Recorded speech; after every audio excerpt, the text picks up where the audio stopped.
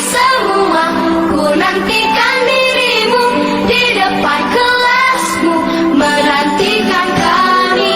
Guruku tersayang, guru tercinta, tanpamu apa jadinya aku?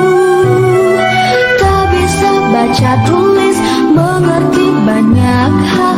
Guruku, terima kasihku.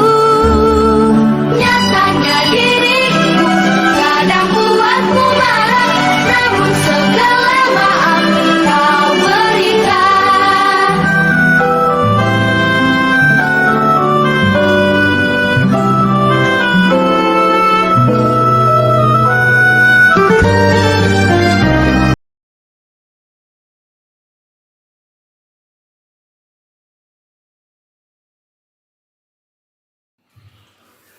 Bismillahirrahmanirrahim. Assalamualaikum warahmatullahi wabarakatuh.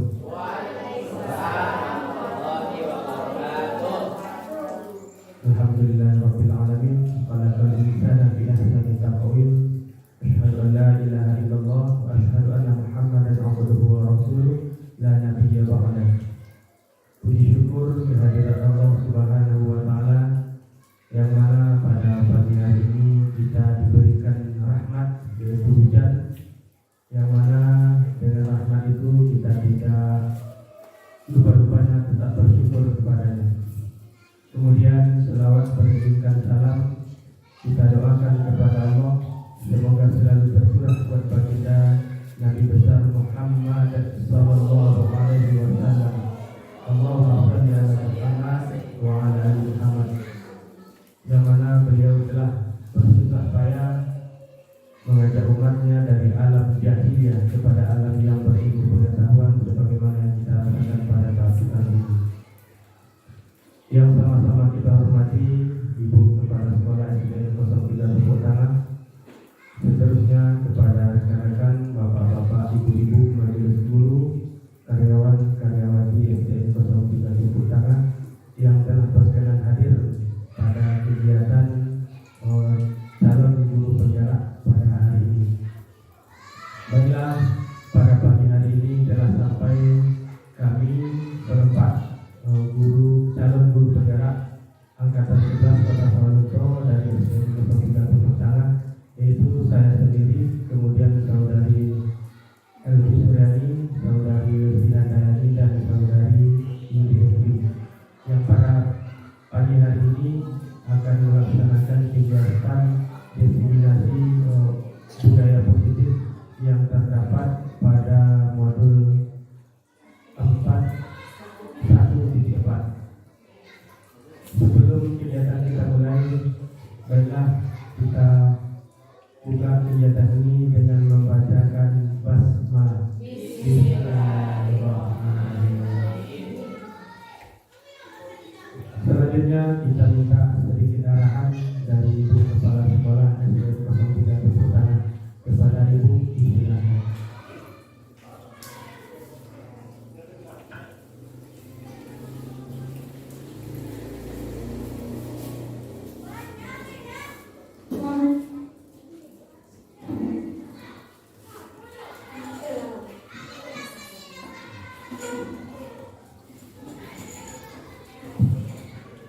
Bismillahirrahmanirrahim. Assalamualaikum warahmatullahi wabarakatuh.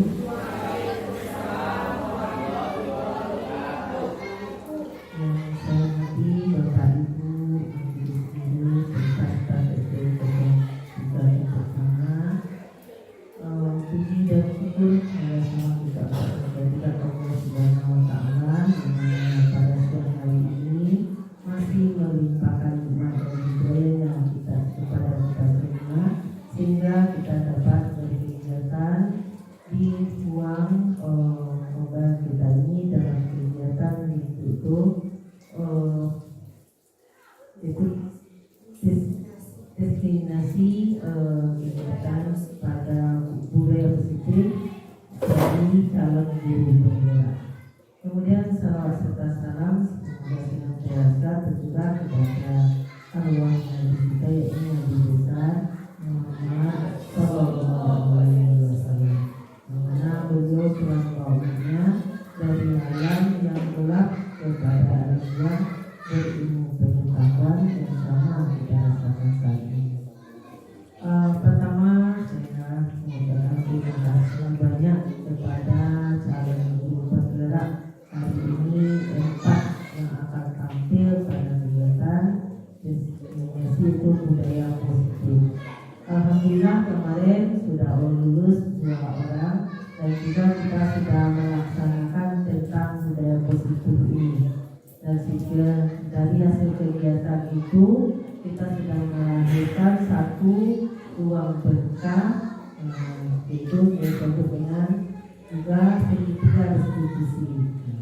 Dan dengan 4 CGP kita ini, maka pelaksanaan tentang budaya positif di sekolah kita ini semakin meningkat sesuai dengan profil belajar Pancasila. Jadi betul-betul terjadi perubahan yang besar kepada peserta didik kita ini. Nah, semakin kita berinovasi, maka hasil pada pembelajaran itu juga akan semakin meningkat dan juga karakter pada peserta didik kita juga meningkat. Mungkin itu sekedar arahan dan sebagai kepala sekolah selamat menampilkan nanti dan kita nanti juga akan menanggapi dan kita menghasilkan komitmen bersama nanti.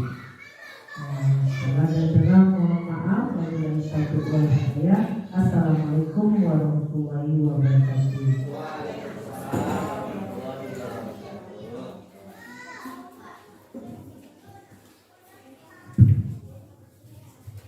Terima kasih kita ucapkan kepada Ibu Kepala Sekolah yang telah memberikan arahan kepada kita bersama. Mudah-mudahan dengan arahan tersebut kita bisa melaksanakan kegiatan ini sesuai dengan apa yang kita rencanakan. Baiklah Bapak-Bapak Ibu-Ibu, setelah ini akan kita langsung kegiatan penyampaian materi tentang diseminasi budaya positif yang akan kami sampaikan secara bergantian nanti selama 1 jam ke depan. Baiklah, untuk materinya yang pertama akan saya sampaikan sendiri.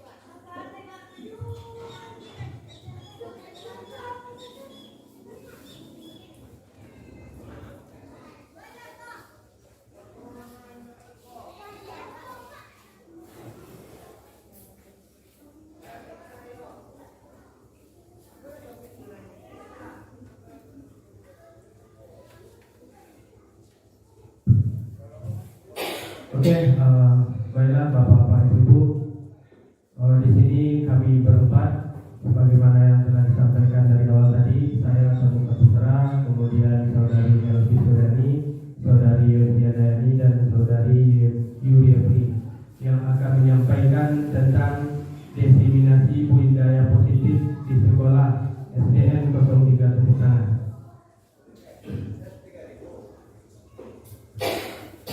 Adapun latar belakang kegiatan ini dilaksanakan sebagai bentuk refleksi atas pemahaman dan implementasi materi dari modul budaya positif agar mampu menjadi pola pikir dan pola tindakan dalam mewujudkan filosofi Ki Hajar Dewantara terkait keberpihakan pada murid. Jadi itulah latar belakang kegiatan ini dilaksanakan. Lanjut, tujuan diseminasi adalah murid menjadi lebih ekspresif dalam mengembangkan kodrat alam dan qadar zaman yang dimilikinya, karena merasa ada seorang pamong yang mendukung atau yang berpihak padanya, sehingga timbul motivasi di dalam dirinya untuk berkembang dan bahagia sebagai individu ataupun masyarakat. Jadi tujuan diseminasi ini adalah sesuai dengan filosofi Ki Hajar Dewantara, guru ini sebagai pamong, sebagai pendorong kepada siswa untuk mengembangkan minat bakatnya sesuai dengan kodrat zaman, sehingga mereka itu dapat berkembang sesuai dengan kodratnya dan dapat mencapai kebahagiaan, baik itu sebagai individu maupun sebagai masyarakat. Kemudian tolak ukur yang pertama adalah meningkatnya budaya positif yang dilakukan oleh murid. Jadi mudah-mudahan setelah melaksanakan kegiatan ini, budaya positif yang terdapat pada anak-anak kita semakin hari semakin berkembang hendaknya. Kemudian meningkatnya jumlah guru yang menggunakan inquiry apresiatif dan melakukan restitusi. Jadi guru pun setelah ini akan meningkat di dalam melaksanakan inquiry apresiatif dalam melakukan restitusi. Yaitu restitusi adapun permasalahan-permasalahan yang terdapat pada anak kita laksanakan dengan cara segitiga restitusi. Nanti segitiga restitusi akan disampaikan oleh pemateri berikut.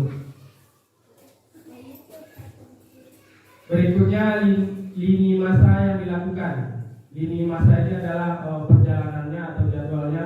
Yang pertama, menghadap kepala sekolah untuk menjelaskan pentingnya pemahaman budaya positif dan keyakinan kelas di sekolah, serta meminta izin untuk berbagi praktik baik bersama rekan guru. Jadi yang pertama insya Allah telah kami laksanakan bersama dengan ibu kepala sekolah. Kami berempat menghadap ibu kepala sekolah untuk meminta izin bagaimana program ini, kapan kita laksanakan, bagaimana caranya. Ada setelah itu yang kedua, mengumpulkan rekan guru untuk melakukan berbagai praktek baik pemahaman materi tentang budaya positif. Ini yang kita lakukan pada saat sekarang ini. Setelah kita minta izin, kita kumpulkan guru-guru, kita kumpulkan rekan-rekan kita untuk melaksanakan kegiatan pada hari ini. Di sini kami juga membutuhkan dukungan. Dukungan yang kami butuhkan adalah dukungan dari kepala sekolah, dukungan dari rekan guru, murid, agar tindakan yang telah disusun dapat dilakukan secara lancar dan menyeluruh. Kemudian sarana dan prasarana untuk menumbuhkan budaya positif di sekolah. Baiklah Bapak-Bapak, Ibu, inilah materi nanti yang akan kami sampaikan secara bergantian. Yang pertama, konsepsi inti budaya positif yang pertama adalah perubahan paradigma belajar. Yang kedua, disiplin positif. Yang ketiga, nilai-nilai kebajikan. Yang keempat, kebutuhan dasar manusia. Yang kelima, motivasi perilaku manusia. Yang keempat, posisi kontrol guru. Yang keenam, yang ketujuh, keyakinan kelas. Dan yang terakhir adalah segitiga restitusi. Jadi untuk yang pertama akan saya coba sampaikan, yaitu tentang perubahan paradigma belajar dan disiplin positif. Pembelajaran dengan paradigma baru.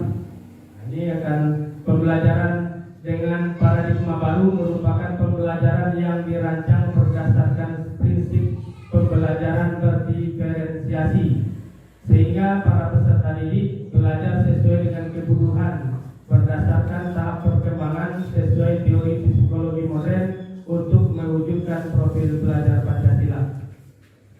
Baiklah Bapak-Bapak, Ibu-Ibu, mengenai paradigma baru. Kalau kita berbicara tentang paradigma baru, tentu ada paradigma lama. Sesuai seperti yang kita rasakan di saat kita masih menduduki sekolah dasar pada tahun 90-an.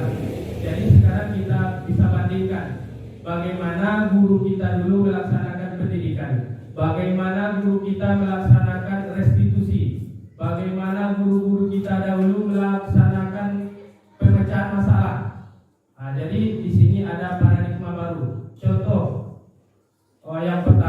di masa kita sekolah dulu, seluruh pembelajaran itu berfokus kepada guru. Dengan istilah sekarang teacher center, nah, itu bahasa gaulnya, teacher center, itu bahasa kampung sebelah, teacher center. Jadi seluruh pembelajaran itu di dalam paradigma lama tergantung kepada guru. Jadi guru berceramah mulai dari pagi sampai istirahat. Setelah istirahat masuk lagi ceramah lagi sampai terakhir. Itulah metode-metode yang disampaikan, yang disajikan oleh guru-guru pada era 80-an 90-an. Bukan berarti itu metode yang salah, bukan. Cuman pada kurikulum sekarang, pada hari ini khususnya akan kita bahas tentang paradigma baru. Apa itu paradigma baru? Sesuai dengan yang tertera di depan, itu pembelajaran berdiferensiasi, yaitu pembelajaran yang seluruhnya tertuang atau tercurah hanya untuk murid. Jadi kalau yang dahulu dinamakan teacher center dan sekarang dinamakan dengan student center. Jadi pembelajaran pada masa sekarang itu kita serahkan merdeka belajar dan merdeka mengajar. Kita sesuaikan dengan kebutuhan murid kita. Apa kreativitasnya, apa motivasinya, apa keinginannya. Jadi guru sekarang hanya sebagai pendorong, sebagai fasilitator. Jadi muridnya mau apa? Jadi dalam tanda kutip tidak secara keseluruhan dalam kehidupan, cuman di dalam garis besar pendidikan di sekolah. Itulah paradigma baru. Jadi berdiferensiasi itu untuk menumbuh kembangkan minat bakat siswa sesuai dengan filosofi belajar Pancasila atau filosofi Ki Hajar Dewantara. Kita lanjut. Yang berikutnya, miskonsepsi tentang teori kontrol.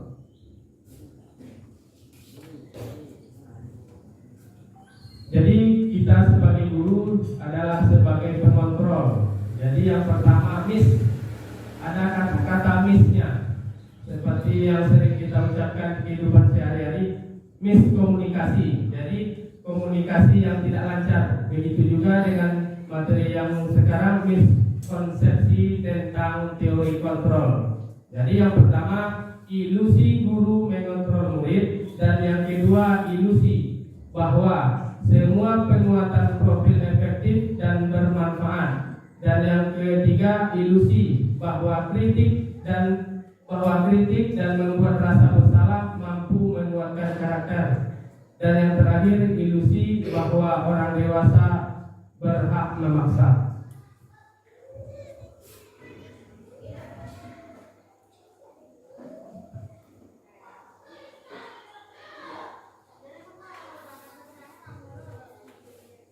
Di dalam teori kontrol, menurut Dr. William Glasser, teori meluruskan beberapa miskonsepsi tentang makna kontrol, yaitu yang perlu diluruskan adalah kontrol yang pertama, guru mengontrol murid.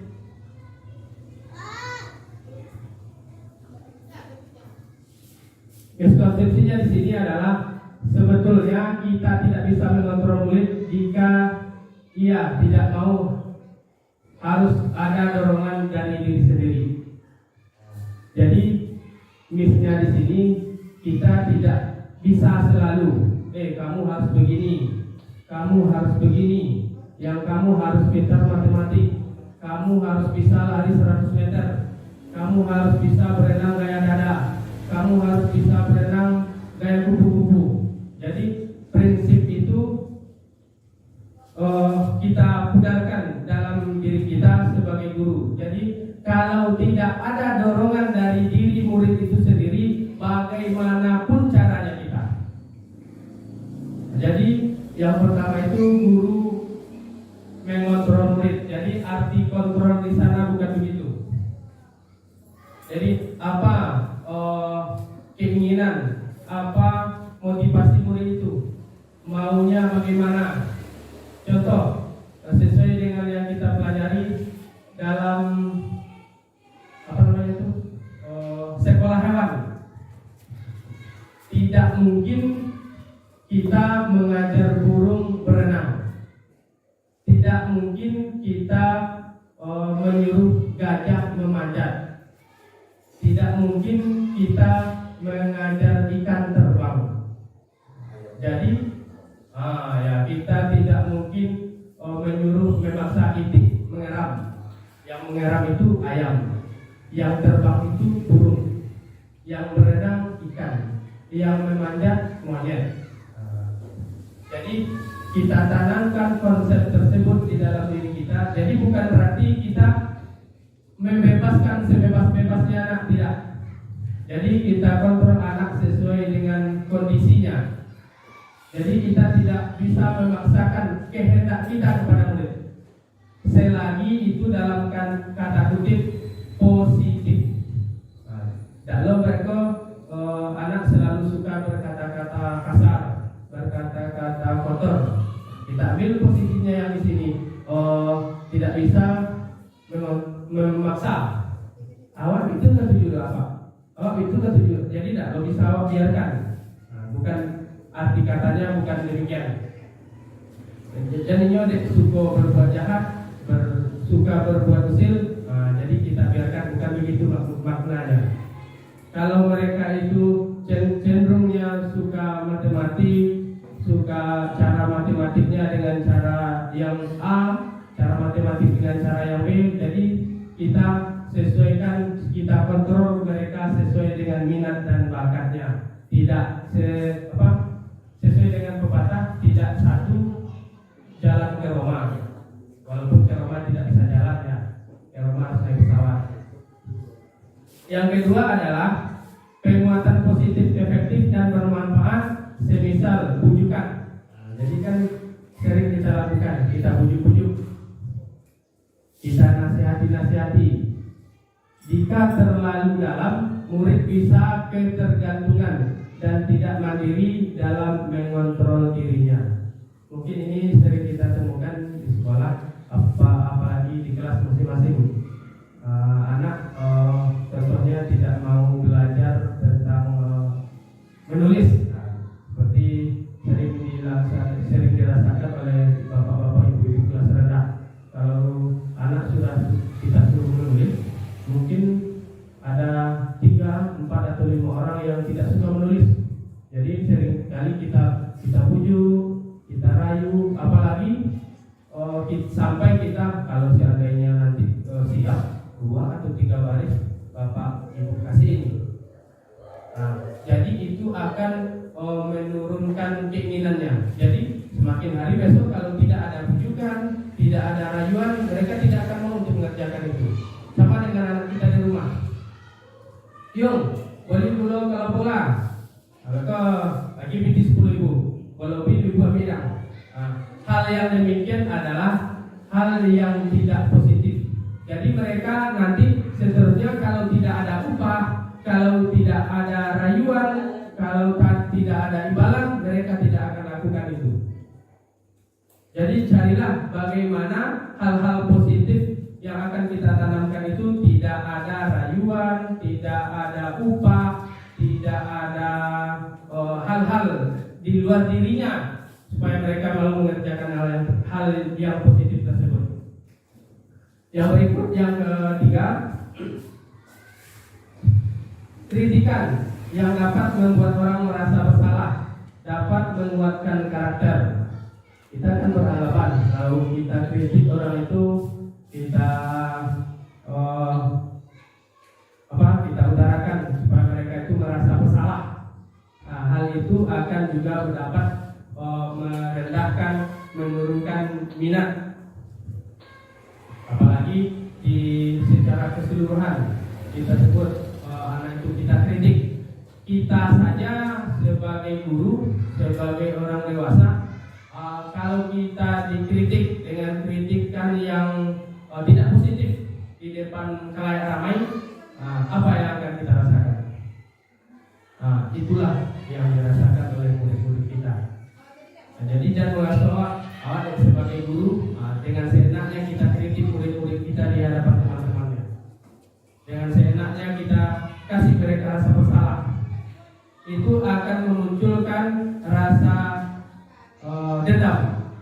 Kan sudah kita rasakan mungkin Bapak Ibu sekalian, setelah anak kita tamat dari sini, ada anak yang tidak mau negur kita, ada anak yang sering negur kita, walaupun kita tidak bertatapan wajah, bertatapan mata dengan mereka. Karena hal tersebut telah tertanam di dalam dirinya. Apa tuh dulu buku ini sopi apa kami. Nah, jadi itu akan menimbulkan hal-hal yang tidak positif terhadap anak kita. Dan yang terakhir, yang keempat adalah orang dewasa yang memiliki hak untuk memaksa. Nah, orang dewasa berarti kita ambil sebagai guru. Jadi anak-anak itu tidak satupun mereka bisa kita paksa. Mungkin ini nanti berkaitan dengan materi yang akan disampaikan oleh Ibu Esti atau Ibu Nuri tentang kebutuhan manusia. Jadi di sana nanti berkaitan manusia itu butuh hidup bebas, butuh kesenangan, butuh kasih sayang.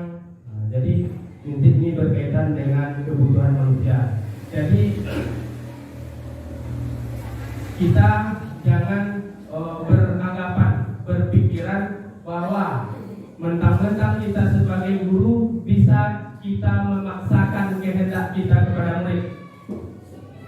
Jangan sekali-kali kita paksakan. Kita cari solusinya. Contoh sebagaimana yang disebutkan dalam sekolah hewan tadi. Gajah kan tidak bisa lari kencang. Kalau kelinci bisa aja lari kencang. Apalagi yang bisa lari kencang. Jadi kita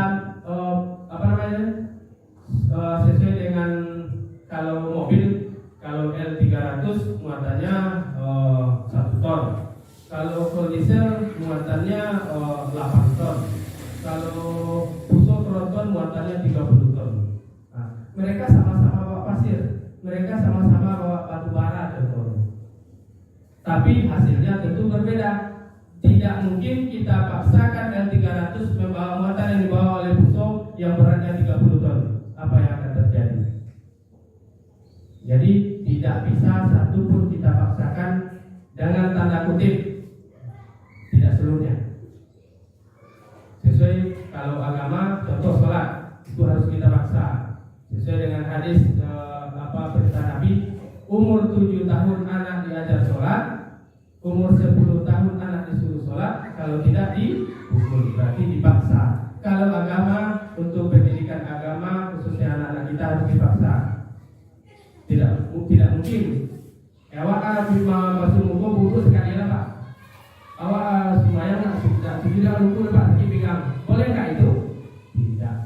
Jadi dalam tanda kutip. Oke Bapak-bapak Ibu, kita lanjut.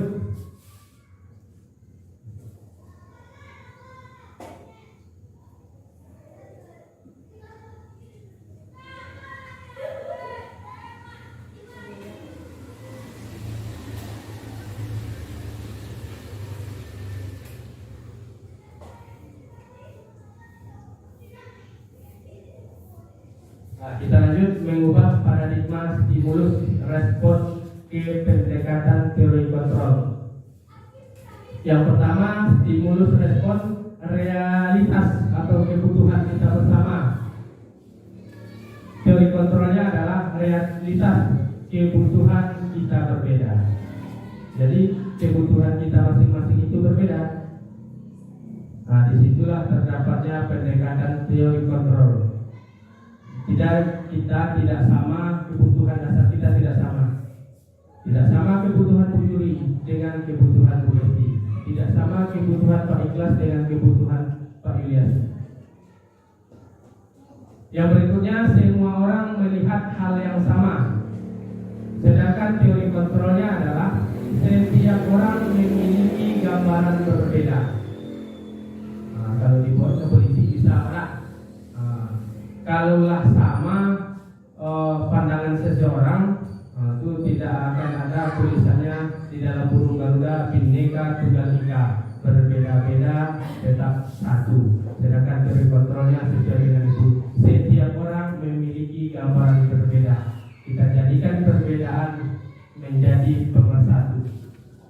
Yang ketiga, kita mencoba mengubah orang agar pandangan sama dengan kita. Nah, ini kan sering kita lakukan. Kita paksa orang supaya pandangannya itu sama. Apakah itu bisa? 90% tidak bisa. Kita tidak bisa samakan persepsi kita dengan orang lain, walaupun tujuannya sama. Sedangkan teori kontrolnya adalah kita berusaha memahami pandangan orang lain tentang dunia. Pahami pandangan orang, menghargai pandangan orang. Sesuai dengan Pancasila, sila keempat. Menghargai pendapat orang lain, menghargai pandangan orang lain. Yang berikutnya, perilaku buruk dilihat sebagai suatu kesalahan. Nah, ini sering nih kita lihat di dalam kehidupan sehari-hari. Pak Pintu Waminang, ujian sehari hilang pada setahun, yang tidak berlihat.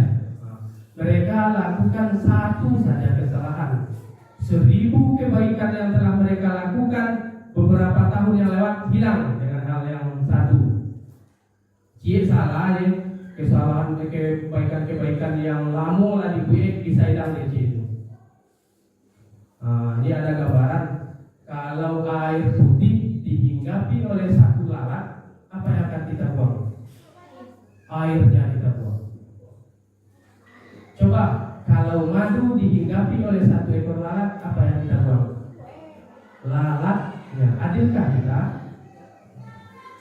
Jadi jangan kita memandang itunya si anu itu ya, ada salah buang.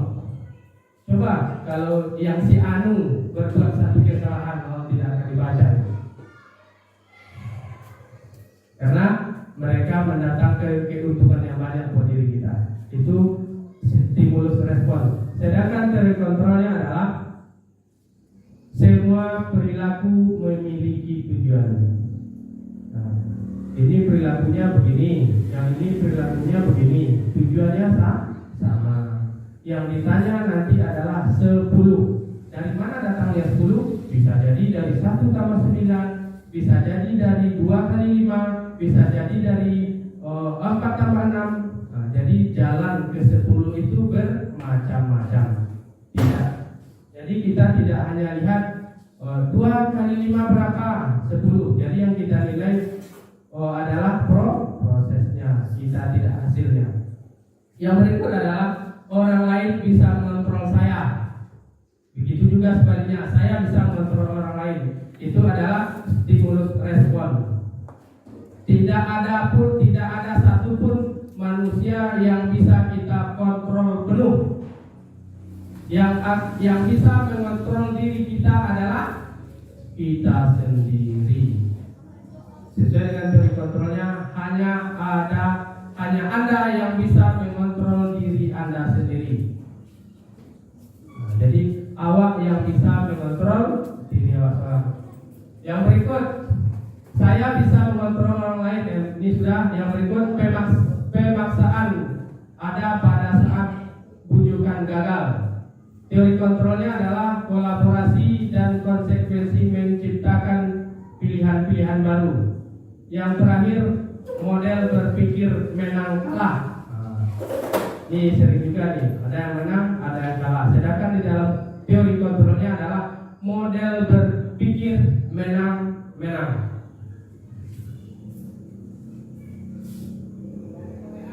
Yang berikutnya adalah disiplin positif.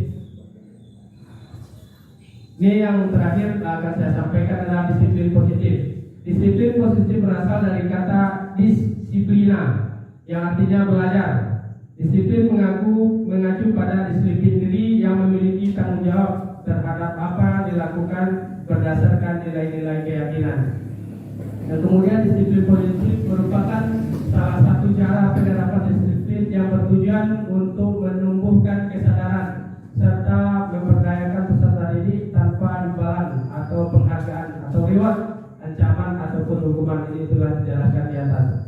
Sebagai pendidik, tujuan kita adalah menciptakan peserta didik yang memiliki disiplin diri sehingga mereka berperilaku mengacu kepada nilai-nilai kebajikan universal dan memiliki motivasi intrinsik dalam perubahan perilaku ke arah yang lebih baik. Mungkin itu yang bisa saya sampaikan pada materi ini. Tentu dua materi. Mungkin itu saja. Nanti kalau masih ada waktu di sesi terakhir kita buat sesi tanya jawab. Kita lanjut dulu pada pemateri berikut. Demikian, salah dan jaga mohon maaf. Wassalamualaikum warahmatullahi wabarakatuh.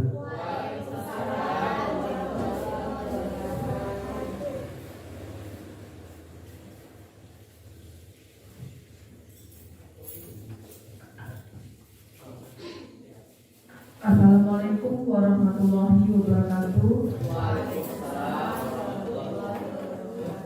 Baiklah Bapak Ibu semua, saya menyambung materi dari yang disampaikan oleh Bapak Koni tadi. Itu materi yang akan saya sampaikan tentang nilai-nilai kebajikan. Nilai-nilai kebajikan itu adalah nilai yang disepakati bersama, lepas dari suku bangsa, agama, bahasa maupun latar belakangnya. Nilai-nilai kebajikan adalah sifat-sifat positif manusia, merupakan tujuan mulia yang ingin dicapai individu. Nilai-nilai kebajikan ini kita bisa diterapkan oleh Bapak Ibu semua di kelas. Kita bisa membuat sebuah keyakinan kelas dari nilai-nilai kebajikan, nilai-nilai baik yang ingin kita dapatkan pada murid kita tersebut. Contoh nilai kebajikan atau organisasi. Yang pertama, profil pelajar Pancasila. Kita sudah tahu apa saja nilai profil pelajar Pancasila, yaitu yang pertama, beriman dan bertakwa pada Tuhan Yang Maha Esa dan akhlak mulia. Yang kedua yaitu berkebinekaan global. Yang ketiga gotong royong. Yang keempat mandiri. Yang kelima kreatif. Yang keenam benaran kritis. Selanjutnya contoh nilai kebajikan dalam Ibu Primary Years Program atau PYP.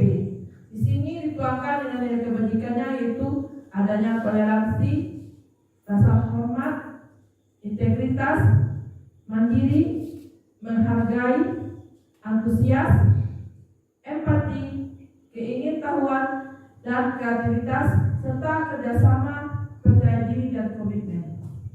Selanjutnya, contoh nilai kebajikan itu keterampilan hidup atau life skill. Yang tertuang itu contoh nilainya dapat dipercaya, lurus hati, pendengar yang aktif, tidak merendahkan orang lain, dan memberikan yang terbaik dari diri.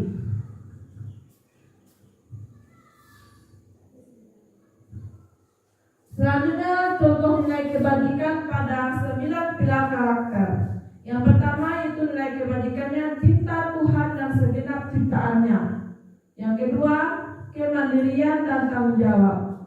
Yang ketiga, kejujuran atau amanah dan diplomatis. Keempat, hormat dan santun. Yang kelima, dermawan, suka menolong, dan gotong royong. Selanjutnya, percaya diri, kreatif, dan bekerja keras. Dan kepemimpinan dan keadilan. Baik dan rendah hati, toleransi dan kedamaian dan kesatuan. Contoh nilai kebajikan menurut The Seven Essential Virtues atau Building Moral Intelligence.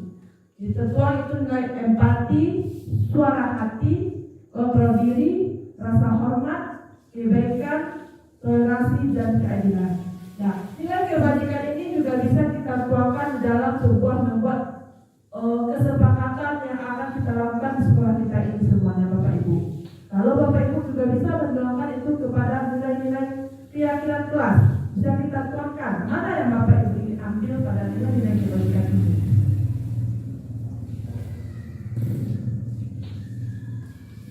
Tadi yang Bapak Tony bilang tadi kebutuhan dasar. Ini adalah kebutuhan dasar manusia. Apa itu kebutuhan dasar manusia? Segala sesuatu yang kita lakukan untuk mendapatkan apa yang kita inginkan. Seluruh tindakan yang kita lakukan memiliki tujuan tertentu dan semua usaha terbaik yang kita lakukan adalah dalam rangka agar kebutuhan dasar kita terpenuhi dengan baik. Apa saja kebutuhan dasar manusia itu?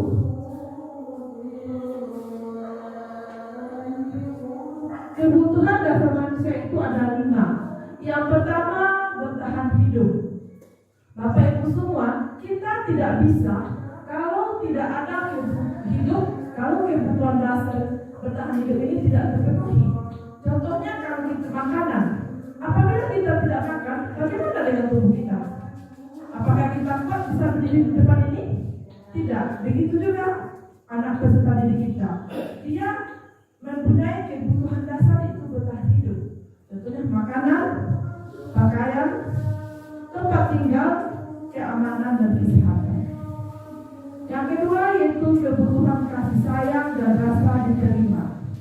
Semua manusia itu membutuhkan rasa kasih sayang dan dia ingin rasa diterima. Bagaimana rasa diterima di dia kelompok bermainnya, bagi peserta didik kita, bagi anak muda kita. Selanjutnya berbagi.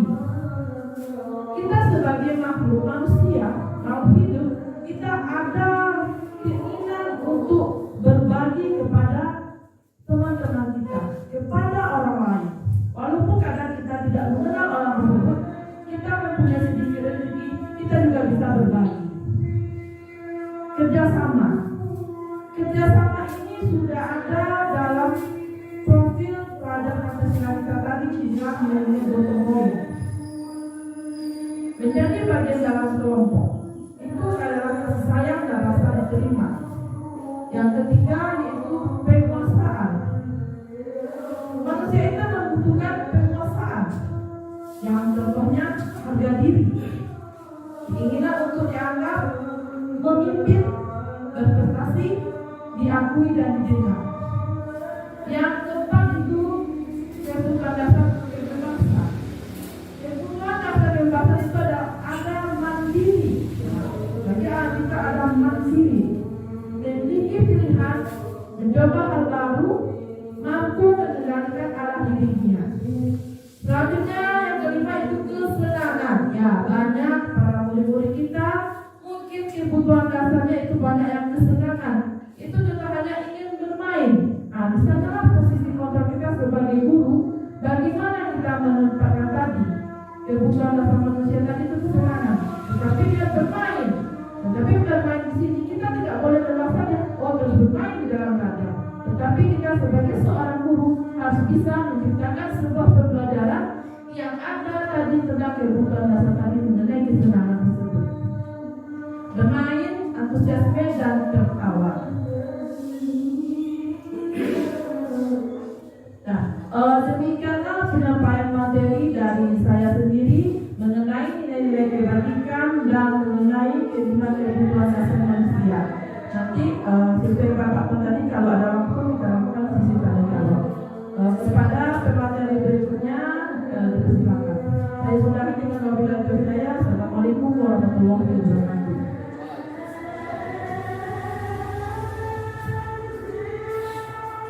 Bismillahirrahmanirrahim. Assalamualaikum warahmatullahi wabarakatuh. Baiklah, di sini saya akan melanjutkan materi nomor 6 dan 7, yaitu yang nomor 6, motivasi perilaku manusia. Yang pertama, motivasi eksternal atau ekstrinsik yang berasal dari luar diri, yaitu untuk menghindari ketidaknyamanan atau hukuman. Yang kedua, untuk mendapatkan imbalan atau penghargaan dari orang lain. Sedangkan motivasi internal atau intrinsik untuk menjadikan orang yang mereka inginkan dan menghargai diri sendiri dengan nilai-nilai yang mereka percaya.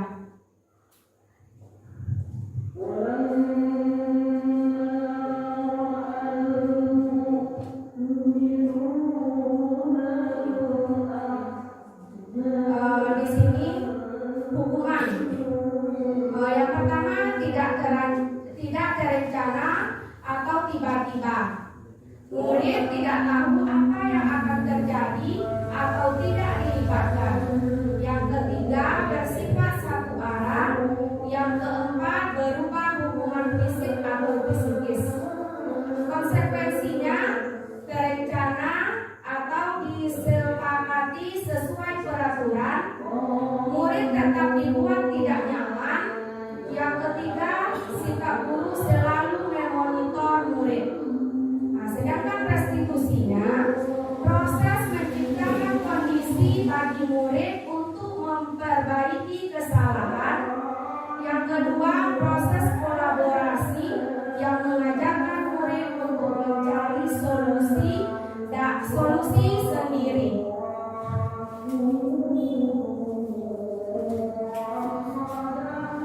Penghargaan maupun hukuman adalah cara-cara mengontrol perilaku seseorang yang menghancurkan potensi untuk pembelajaran yang sesungguhnya. Penghargaan memiliki dampak yang kurang baik di antaranya. Satu, penghargaan tidak efektif. Yang kedua, penghargaan merusak hubungan. Yang ketiga, yang keempat, penghargaan mengurangi ketepatan. Yang kelima, penghargaan menurunkan kualitas. Yang keenam, penghargaan mematikan kreativitas. Yang ketujuh, penghargaan menghukum. Lanjut materi yang ketujuh, posisi kontrol restitusi.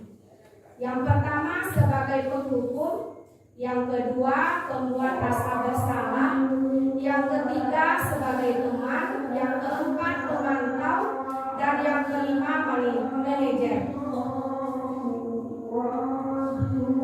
Contoh penerapan 5 posisi kontrol guru. Contoh kasusnya, siswa yang sering terlambat datang ke sekolah. Sebagai penghukum, siswa disuruh lari mengelilingi lapangan 2 kali putaran. Sebagai pembuat rasa bersalah, sudah berapa kali diberitahu agar tidak datang terlambat. Kamu selalu membuat ibu kecewa. Jadi di situ guru merasa kecewa. Lanjut sebagai teman, guru sebagai teman. Kali ini ibu memaafkan kamu, tapi lain kali jangan datang terlambat lagi ya. Ayo dong bantu ibu ya. Seperti itu kalau sebagai teman. Lanjut, guru sebagai pemantau. Kamu sudah melanggar peraturan sekolah. Kamu tahu konsekuensinya. Ibu akan mencatat kesalahan kamu hari ini untuk bahan perbaikan kamu di kemudian hari. Lanjut, guru sebagai manajer. Apakah kamu tahu kesalahanmu?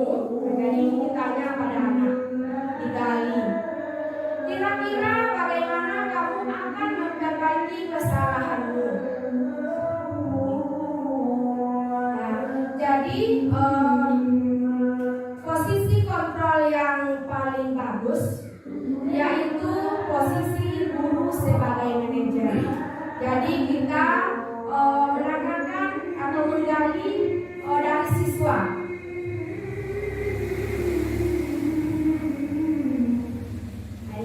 Posisi kontrol apakah aku?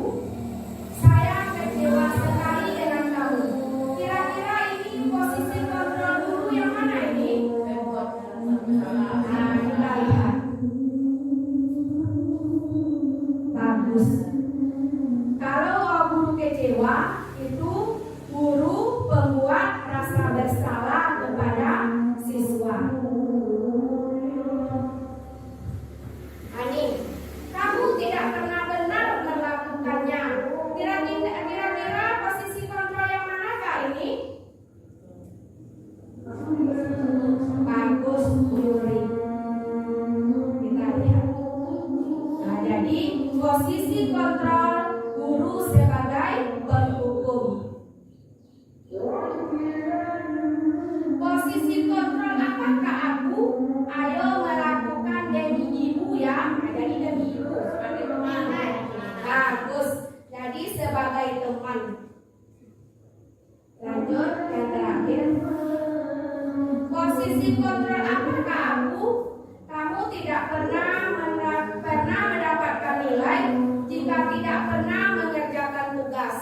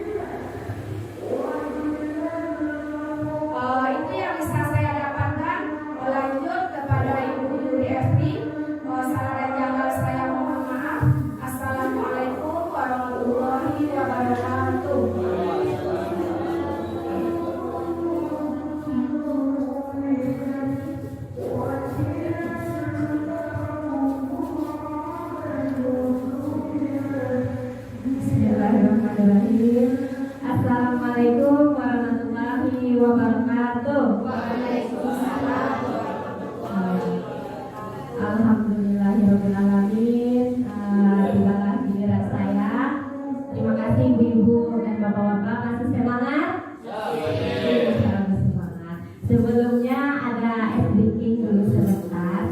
Ibu dan bapak cari pasangan berdua ya. Nah, nanti di mejanya laptopnya diamankan dulu. Setiap pasang dikasih 1 permen. Ibunya dengan siapa?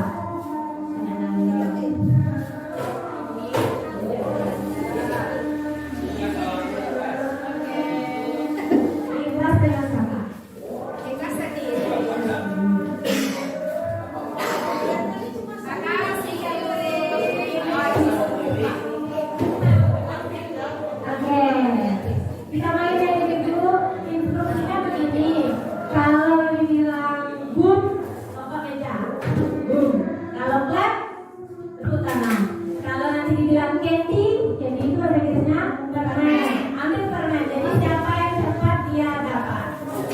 Ya, kita mulai ya. Boom, clap, boom, clap, boom, clap, boom, candy. Siapa yang dapat permen? Oke, tepuk tangan dulu. Terima kasih. Ada cadangannya Bu. Ini silakan nanti diambil di sini ya Bu.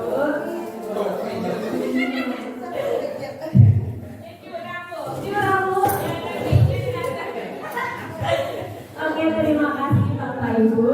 Baik, kita lanjut di materi tentang keyakinan kelas. Nah, di sini adalah dua materi yang terakhir.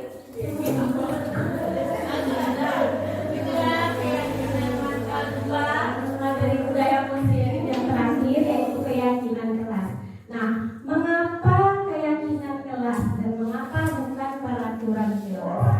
Adakah Bapak Ibu yang mau memberikan jawabannya? Ya, Bapak nih. Ya, terima kasih Bu. Kalau keyakinan di sana tidak ada hukuman. Kalau peraturan otomatis ada hukuman. Terima kasih Bu. Terima kasih Pak Tony. Nah, ya itu salah satu yang betulnya dari Pak Tony ya. Kalau peraturan itu tentu nanti ada konsekuensi dan hukumannya. Kalau keyakinan kelas ini adalah berupa dia kalimat positif yang kita buat di kelas, sehingga kalimat positif itu adalah sebuah pernyataan yang diyakini bersama dengan murid atau kita buat kesepakatannya. Iya, dibuat bersama di kelas nanti Bu. Nah, ini ada beberapa bentuk keyakinan kelas, yaitu bersifat abstrak, kemudian berupa pernyataan universal. Universal ini maksudnya dia diakui di mana saja. Kita mau ke Malaysia, ke Singapura, atau ke seluruh dunia, keyakinan ini diakui di mana saja. Contohnya mengucapkan terima kasih, dan mengucapkan maaf bila bersalah. Nah, itu diakui di seluruh dunia, bukan hanya di Sawalunto saja. Kemudian ada dibuat dalam pernyataan positif. Selanjutnya sedikit saja agar mudah diingat.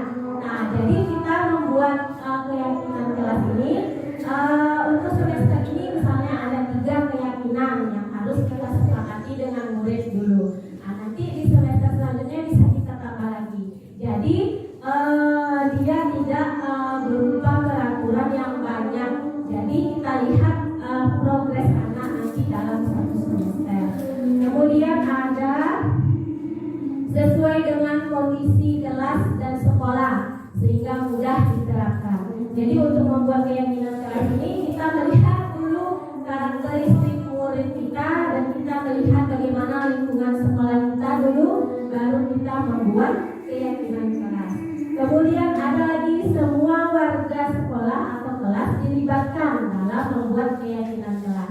Nah, kita utarakan dulu ke peserta didik kita di dalam kelas. Kita mau menyepakati keyakinan kelas yang mana untuk semester ini. Nah, lanjut. Ini ada urutan langkah-langkah utama dalam menerapkan keyakinan kelas serta pendalamannya. Ini masih berupa acak. Kira-kira menurut Bapak Ibu yang paling pertama kali langkah kita apa dulu? Yang nomor 1 menurut Bapak Ibu yang mana? Berdiskusi, mengusulkan peraturan dan bukan kelas. Nah ya, betul. Terima kasih Bu Westi. Ini dia urutan langkah-langkah nantinya bila kita akan membuat peraturan kelas di dalam kelas kita, baik guru kelas maupun guru mata pelajaran. Yang pertama kita diskusikan dulu untuk memunculkan peraturan-peraturan yang diketahui oleh warga kelas kita. Kita tanyakan ke peserta didik kita dulu apa peraturan kelas atau peraturan sekolah yang mereka ketahui. Langkah yang kedua nanti adalah mengubah peraturan kelas itu menjadi kalimat positif. Misalnya kita mau merubah kita mau membuat keyakinan kelas agar kelas kita ini bersih. Nah, kita ambil peraturannya jangan buang sampah sembarangan. Taruhlah dulu ke kalimat positif. Apa itu kalimat positifnya? Jangan buang sampah sembarangan. Ya, terima kasih Bu Ibu. Buanglah sampah pada tempatnya. Jadi itu adalah sebuah kalimat yang positif. Lanjut yang ketiga, langkahnya nanti kita menyaringkan peraturan-peraturan menjadi nilai-nilai kebajikan atau keyakinan. Kalau tadi buanglah sampah pada tempatnya. Nah, kita jelaskan juga apa nilai kebajikannya. Yang pertama tentu kebersihan. Nah, kemudian ada juga nilai kebajikannya nanti tanggung jawab. Ya. Terus yang keempat, langkahnya kita diskusikan mengenai gambar perilaku yang mencerminkan keyakinan kelas. Nah, gambarannya kita diskusikan dengan peserta didik kita. Lanjut yang kelima yaitu berdiskusi mengenai peran seluruh warga sekolah. Nah, nanti kita sampaikan juga ke peserta didik peran peserta didik itu apa, peran guru apa, peran ibu kepala sekolah, peran tenaga pendidikan juga apa. Nah, nanti bisa kita buat kesepakatannya di dalam kelas, misalnya guru dan murid saling menjaga kebersihan kelas. Nah, itu bisa kita ambil sebagai kesepakatan kelas dan kita sepakati bersama dengan murid kita.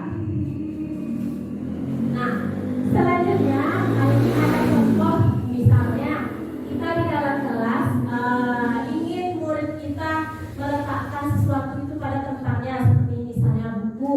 Kita ingin murid kita selalu kembalikan buku ke tempatnya. Nah, itu adalah nanti kita jelaskan nilai kebajikannya itu adalah tanggung jawab. Nah, ada lagi dilarang mengganggu orang lain. Nah, itu kan masih berupa peraturan. Nah, nanti bisa kita buat saling menghormati atau saling menyayangi, bisa kita buat seperti itu. Ada lagi hadir di sekolah 15 menit sebelum pembelajaran dimulai. Ya, datang tepat waktu tadi. Di situ juga nilainya adalah menghormati orang lain dan komitmen kepada tujuan. Ini berupa contoh. Nah, ini ada 2 buah poster tentang keyakinan kelas. Ada warna hijau dan ada warna putih. Menurut Bapak dan Ibu guru, kira-kira mana yang merupakan kesepakatan kelas atau keyakinan kelas? Yang warna putih. Sepakat kita ibu-ibu, bapak-bapak? Sepakat. Oke, yang warna putih karena di situ ada ada nilai kebajikannya, kalimat positifnya, dan juga di situ ada peran dari guru dan muridnya. Di situ disebutkan kami guru dan murid yang saling menyayangi. Jadi di dalam kelas itu kita membuat kesepakatan kami guru dan murid saling menyayangi. Nampak di situ peran guru, peran murid, dan apa nilai kebajikan yang kita inginkan. Kemudian ada lagi kami murid yang semangat belajar.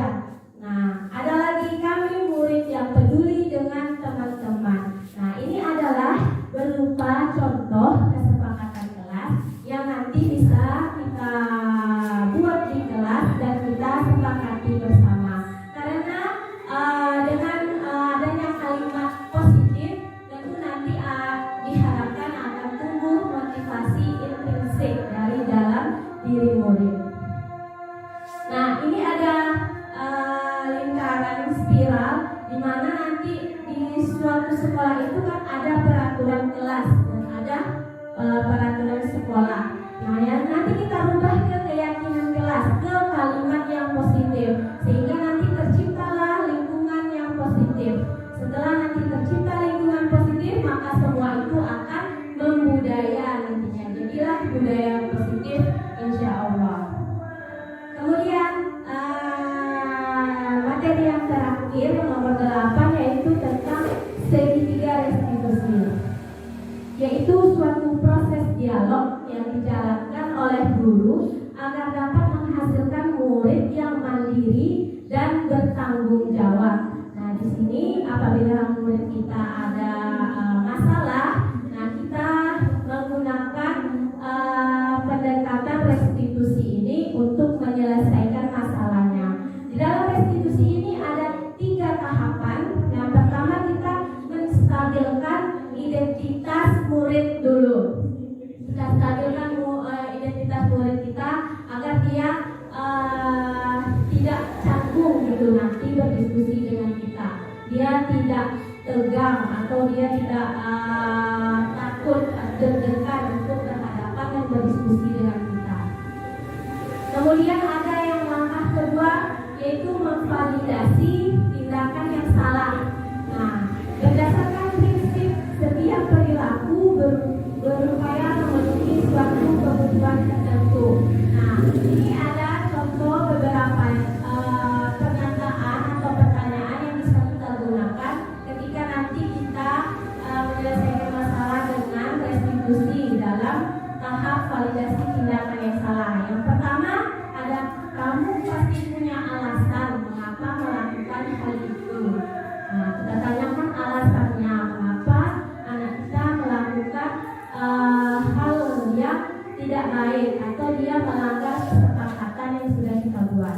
Yang kedua ada lagi contohnya, padahal kamu bisa melakukan yang lebih buruk dari ini ya. Nah, kita tanyakan apakah itu baik atau buruk.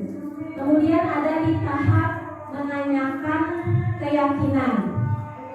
Di dalam tahap menanyakan keyakinan ini, kita menanyakan keyakinan anak kita. Apa peraturan kelas atau kesepakatan kelas yang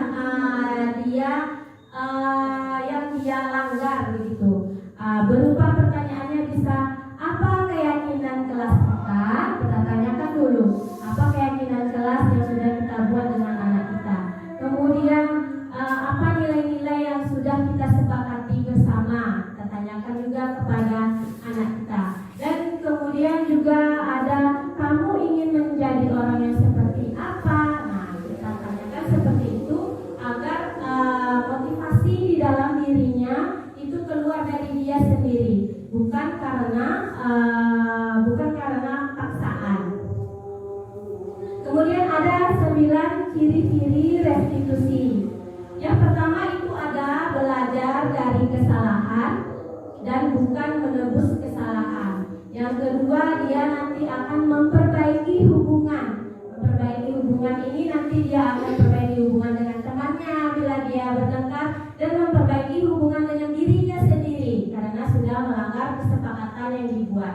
Yang kedua, kita menawarkan, bukan memaksa. Kita menawarkan apa kesepakatannya yang bagus dan apa kedepannya yang akan kita lakukan. Yang keempat ada restitusi diri, adalah cara yang terbaik. Nah, karena dengan proses restitusi ini semua solusi dan semua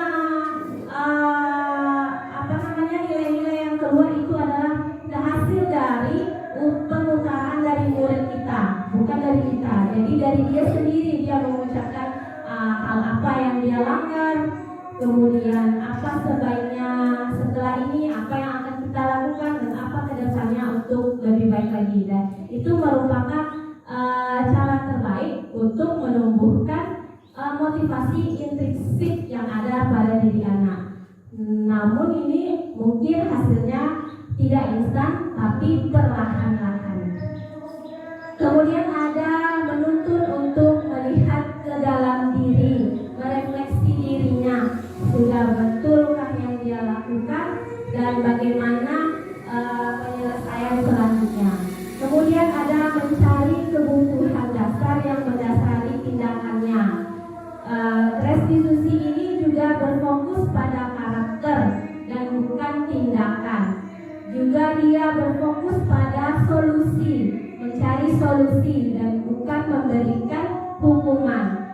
kemudian mengembalikan murid yang berbuat salah itu kepada kelompoknya. Jadi tidak selalu dia kita asingkan. Maka insya Allah nanti motivasi intrinsik murid kita akan terbangun, walaupun dengan perlahan-lahan.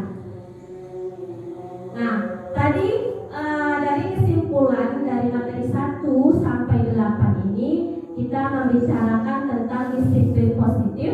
Nah, diharapkan nanti sekolah kita ini menjadi lingkungan yang membudaya, yang memiliki budaya positif, yang guru-gurunya menempatkan dirinya sebagai manajer dalam penyelesaian masalah, sehingga nanti kita akan untuk menjadi manajer itu kita menyelesaikan masalahnya dengan proses restitusi, seperti mungkin kita dulu sudah dicontohkan oleh dua Bapak Ibu GP kita yang sudah.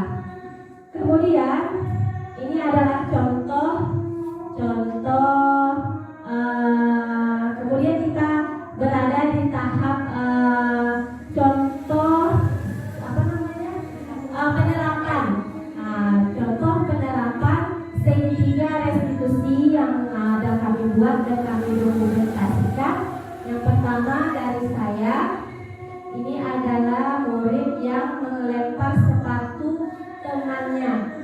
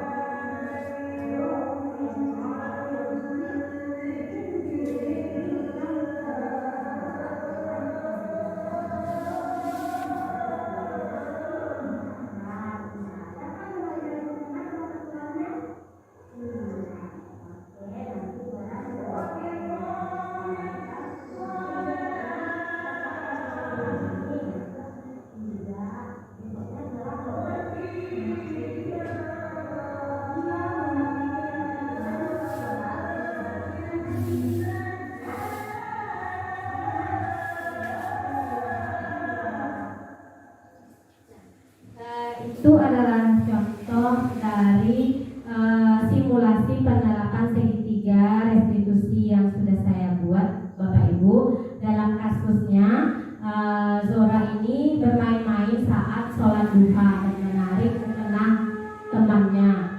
Nah, di sini dia meyakini perbuatan dia itu adalah salah, dan di akhir dari percakapan yang diskusi kami tadi, Zora selanjutnya akan lebih mematuhi keyakinan kelas yang dibuat, yaitu yang saling menyayangi teman dan disiplin dalam melakukan sholat. Selanjutnya mungkin ada dari Ibu Westi, kepada Ibu Westi dipersilakan.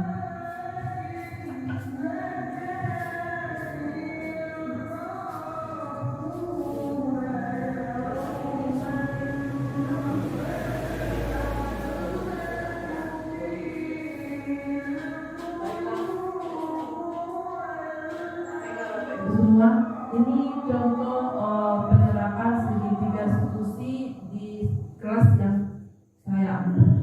Baiklah, di sini coba dilihat videonya tentang menstabilkan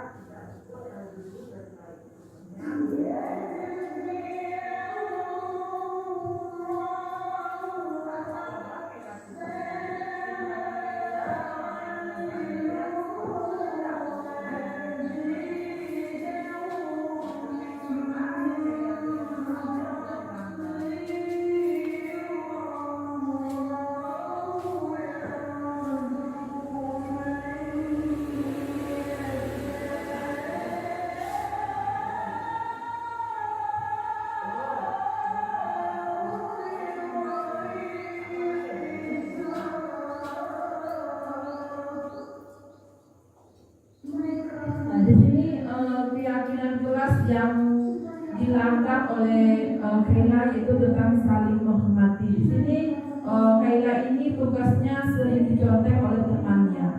Jadi Kaila ini sangat sakit hati dan marah terhadap temannya.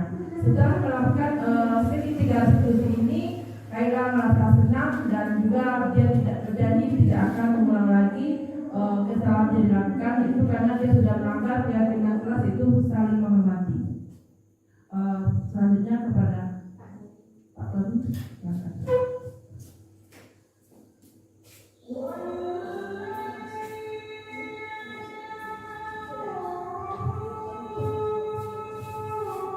Oke, terima kasih. Bagaimana Bapak Ibu? Mungkin ini videonya kasusnya saja mungkin berbeda. Kali ini kasusnya sering tidak membawa baju olahraga saat dia berolahraga. Jadi restitusinya bersama dengan ibu yang telah melaksanakan dua yang dahulu tidak jauh berbeda. Kemudian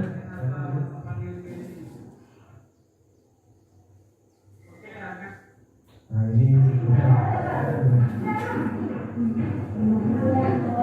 Dari pagi Mayuka sampai di kelas ketika dan mereka sedang makan, sedang berada. Baiklah, contoh penerapan segitiga restitusi menanyakan keyakinan kelas. Di sini kasusnya Hanifah sering terlambat datang ke sekolah. Di kelas sampai di kelas temannya sudah melaksanakan sholat duha. Jadi di sini ada menstabilkan identitas, ada validasi tindakan, dan menanyakan keyakinan kelas. Jadi kesimpulannya di sini dia melanggar peraturan kedisiplinan. Bukan melanggar peraturan, tetapi melanggar keyakinan kelas yaitu kedisiplinan. Solusinya menyuruh orang tuanya untuk membangunkan supaya Hanifah ini tidak terlambat datang ke sekolah. Mungkin hanya ini yang bisa kami sampaikan. Kalau ada salah dan janggal kami mohon maaf dan terima kasih atas waktu Bapak Ibu. Assalamualaikum warahmatullahi wabarakatuh.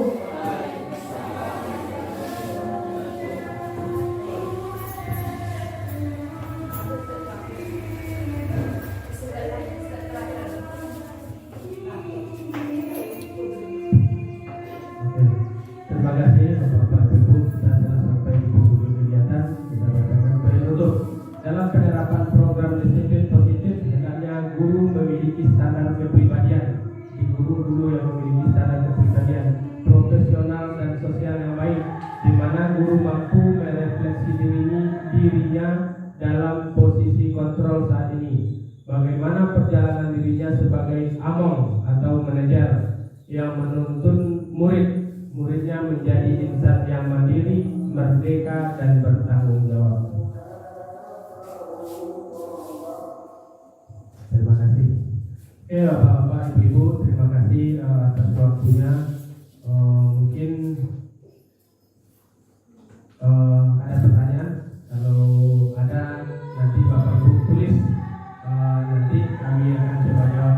Karena sekarang kita telah di waktu yang telah menghukum kita. Sebentar lagi Jumat juga akan masuk.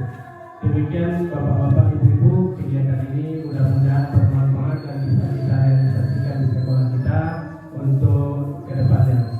Saya sebagai pembawa acara dan pemateri, Bu Westi, Bu Yuri, dan Bu Hel, kalau ada salah dan janggal, kata-kata yang tidak tepat, mohon maaf.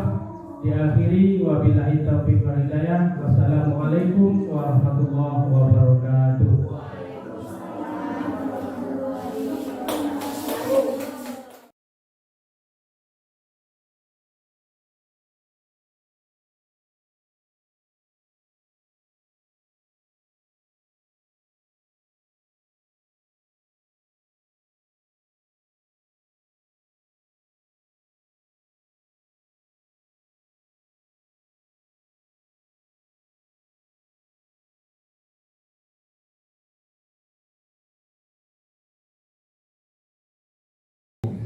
Saya Yulias SPD SD, guru kelas 3 SD 03 Tumpuh Tangak, Kecamatan Telawi, Kota Sawalunto, yaitu mengamat daripada calon guru penggerak, diantaranya Tony Saputra SPD, Westi Handayani SPD, Yuri Ekri SPD, Helpi Suryani SPD. Beberapa hari yang lalu mereka sudah menayangkan kegiatan budaya positif di sekolah kami, diantaranya ada paradigma baru dan paradigma lama. Kemudian juga saya cukup tertarik dengan kegiatan tersebut. Di antaranya ada keyakinan kelas yang tidak menuntut, yang tidak ada hukumannya. Kemudian juga ada segitiga restitusi.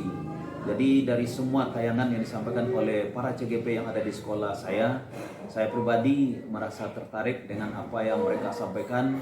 Mudah-mudahan kedepannya saya sebagai teman sejawat akan mencoba mengadakan perubahan-perubahan dengan di sekolah kami untuk demi kemajuan pendidikan di masa kini. Itu mungkin yang bisa kami sampaikan pada kesempatan ini. Terlebih dan terkurang saya mohon maaf. Saya sudahi. Assalamualaikum warahmatullahi wabarakatuh.